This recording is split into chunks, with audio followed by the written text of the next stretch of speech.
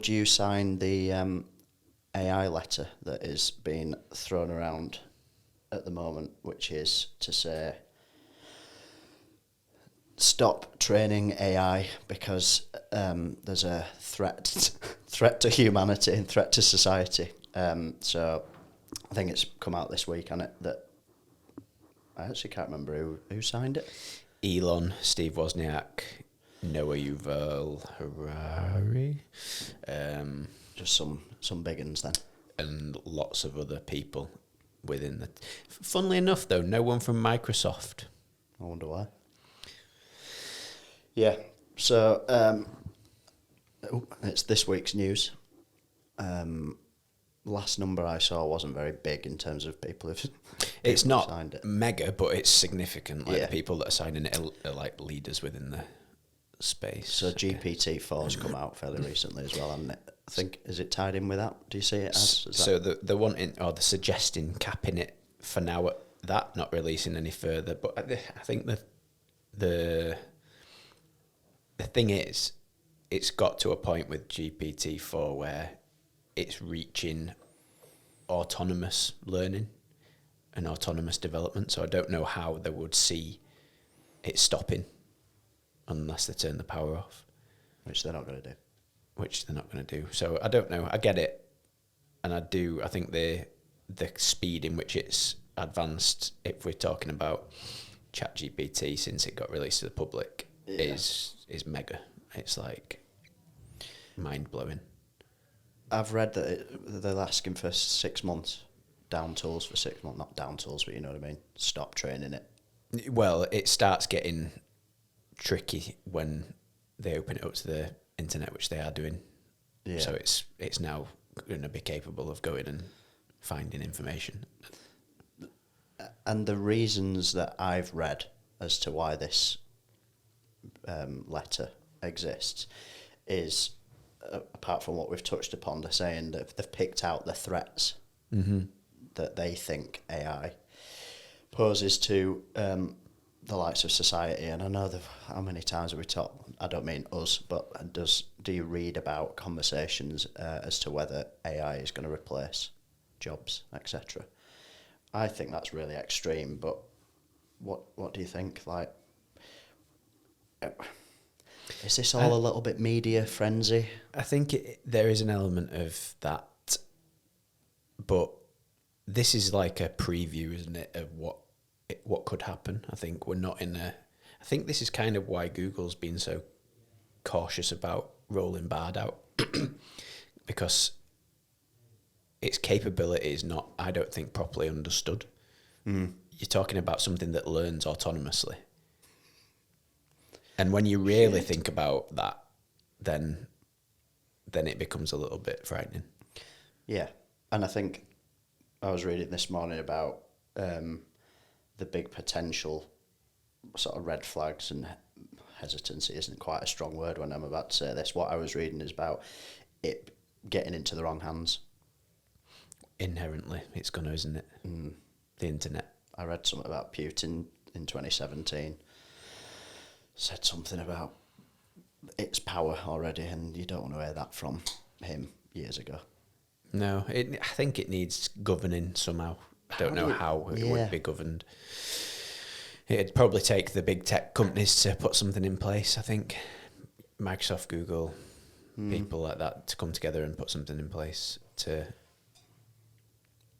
stagger its release. I don't know. I was the CEO of OpenAI. There was an interview with him that I was reading about from, I think, this week or whenever the GPT-4 release day was, whenever that was. And he was saying, they've already built in safeguarding bits and pieces, but he still admits himself that he's got concerns, which I think says it all. It's totally different, but same principle. The football industry at the moment is going through a bit of a, how can we govern this? Should there be an independent body and all that? And I'm seeing, granted a much sort of scarier scale, absolute parity with what's happening in football. Do you think it's going to be upward pressure to the There we go. Upward pressure to the big tech companies then to It's the only logical people that I think will be in a position to influence. govern it, certainly from a public standpoint. Yeah.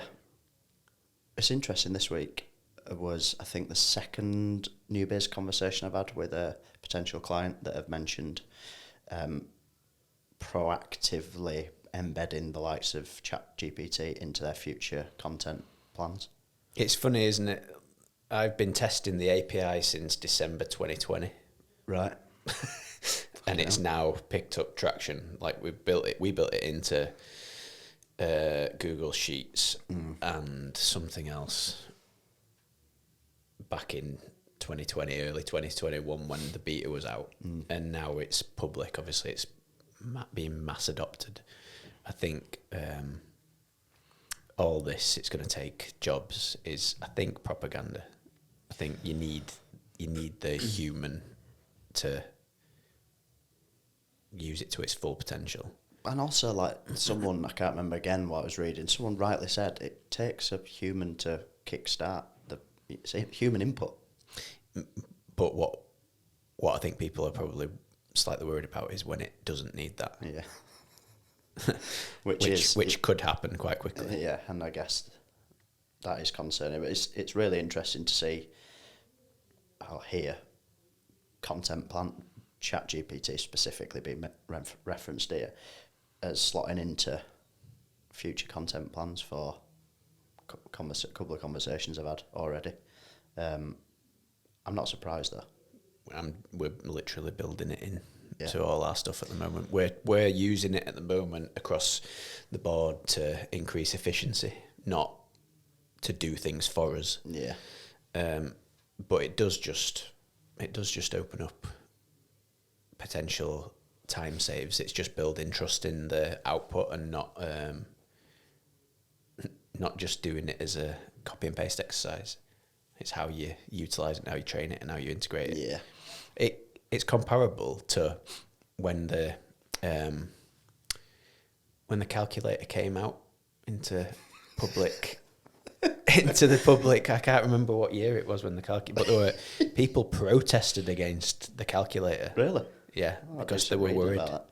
They were worried about the potential of no more mental maths. Do you know what I mean? Like, really? And it's like that, but obviously much more extreme. And you've got media access and things like that is instant, isn't it? So, but it is obviously when a technology surfaces, everybody's going to look at it and think, "Fuck." But is it not that? Are we not in that spike of interest due to media? Or a big part? The thing is, innovation, whatever form it comes in, doesn't really give a fuck about people's opinions of it. No. And I understand both sides, and it's difficult to come to a final conclusion of whether it needs capping or not in this conversation. But people that stay on the fence for too long or don't take advantage of it are going to just get left behind ultimately. Did you read, have your own opinion of a certain fella in marketing, Australian fella that is a big name, called it a toy or a fucking toy at the moment for marketers? And I sort of... Matt Ritson. Yeah. I sort of get that, or at least I get where it fit into his rhetoric, which was... There's a lot of fundamentals out there from a marketing perspective that are just not boxed off, and now this is the new shiny toy syndrome, which there's always new shiny toy syndrome in there, but he's saying right now it's something to note that it exists. But it's in that circumstance, I think he's definitely right. It's ludicrous to think that you can, like, I don't even know how, like 16, 17 years worth of marketing experience can be just squashed with a chatbot. Yeah, but I do think it's interesting. I think media is I think the uptake of its use. Didn't it break records, GPT, for like, was it 100 million users in shortest space of time or something? Yeah, it was. TikTok did really well, didn't it? But apparently this is absolutely, I don't know. Yeah, it was like 1 million in a day or something, wasn't it? What's fed that? Like, in that, again, such cynic, but isn't that just media stories behind it? Well, mass adoption, I think marketing community will be driving the majority of that. Yeah.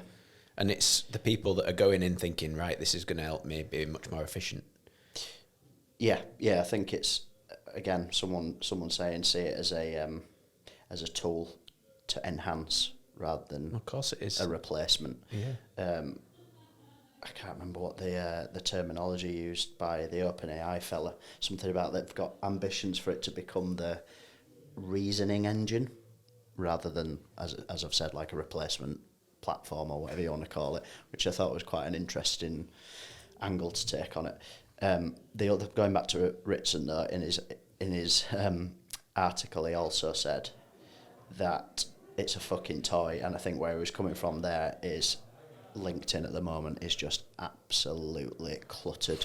This is why I haven't really spoken about it in content, because it's just one of those things, isn't it, that has the... It's like when... Do you remember when the Yandex code leak happened? Yeah. Fucking hell.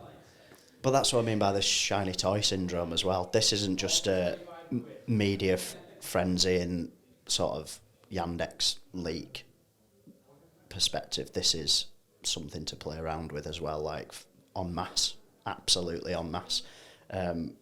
I know people in all different walks of life. My brother with his business, in his coaching business, turned around to me a couple of weeks ago and went, look at these blog posts I've written in ChatGPT. It is absolutely, it's taken me 5 minutes, all that sort of, and I get it. And this week I've actually used it quite, I mean, successful is too strong of a word, but I've liked how I've used it this week for research, prospect list purposes. So I get its use right now. I guess I've probably not been as close to using it as much as others and seeing the bullshit on my feeds and LinkedIn, just the sheer volume of talk around it. I then read this letter thing being signed, and I'm overwhelmed by it. I'm like, are we really there? Do we really need a fucking letter with Elon Musk signature on it? What do you think? Like, do you think it's needed to right now to stop for 6 months? Is 6 months even? Why just 6 months? They're the questions I ask. I mean, it's hard to come up with a definitive opinion on it because I get both sides so well. I've used it, built it in, looked at it from an objective view, see the value in it, yet see the other side of it where the fear is coming from and the potential for it to get too advanced too quickly. I think uncontrollable innovation scares everybody, I think. But they're intrigue as well. 100%, yeah, but... I guess an Elon Musk, etc., yeah, putting their names to it is a different story than me going, I'm actually quite... Let's push it a little bit more. Let's keep seeing it just purely from a... But you look at someone like Elon Musk, for example, Tesla, their software is renowned. Yeah. It's a big selling point for the cars. Yeah. Elon Musk is probably thinking, I'm under threat here. Definitely. Of our software being diminished in value because this new technology has the potential to overtake where we're at. Yeah. He's also fucked up Twitter, by the way. Yeah. I hate Twitter at the moment. Well, at the moment, ever since he's come in there. I hate my feed. Elon. Yeah. Interesting for me was Steve Wozniak and Harari, because Wozniak he don't need an explanation, but he an expert in humans. Find that quite an interesting one. Cynical me is coming at it and saying, is this not just a PR move? Who knows? It's interesting, and I think I'm more intrigued than scared, but that I reckon my base level of sort of usage of it and knowledge of it is probably more removed than you, for example. So I just read what's in the news and take it with a pinch of salt. I think if every single person stopped using it right now, it'd just disappear, wouldn't it? Yeah. Do you remember Clubhouse? Yeah, I actually never logged into Clubhouse, not once. I did. Shite. Just a room full of voices. Shite. Yeah. Yeah.